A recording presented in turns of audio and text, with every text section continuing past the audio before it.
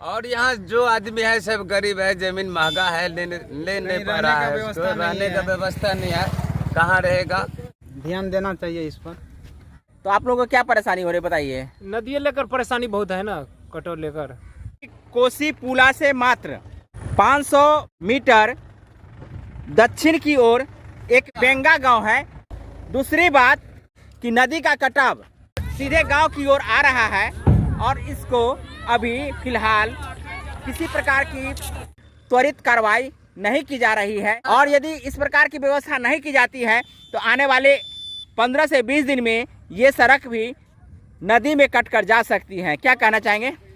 और यहाँ जो आदमी है सब गरीब है, जमीन महंगा है, ले नहीं पा रहा है, उसको रहने का व्यवस्था नहीं है, कहाँ रहेगा। ध्यान देना चाहिए इस पर।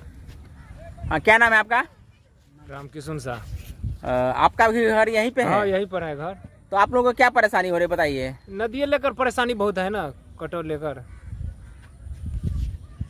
तो हम आपको सीधा सीधा बता दें कि इस नदी के कटाव से यहाँ के लोगों का जो रहने का जो एक ठौर ठिकाना था, वो ठौर ठिकाना अब पानी में जाने के लिए तैयार है।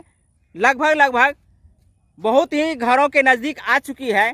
तो निश्चित रूप से इन लोगों को डर सता रहा होगा और इस डर को इस रूप में समझ सकते हैं कि यहाँ से इस सड़क से मात्र नदी की दूरी 60 से 65 फीट की रह गई है और इसको यदि समय से पहले तंदुरुस्त नहीं किया जाता है या कटाव को रोका नहीं जाता है तो निश्चित रूप से इन लोगों के घर को नदी के अंदर जाने के लिए मजबूर होना पड़ेगा। हम आपको बेंगा गांव से सीधा इस बात को दिखा रहे हैं कि पुला बनने से मिथिलांचल के आम जनों के लिए ज़रूर बेहतर विकल्प बना है और बेहतर वरदान भी साबित हो रहा है। लेकिन इन लोगों के आने वाले भविष्य पर जो खतरा है, इस खतरा को यहाँ जता रहे हैं कि आने वाला समय यहाँ के लोगों के लिए कष्टकारी हो सकता है।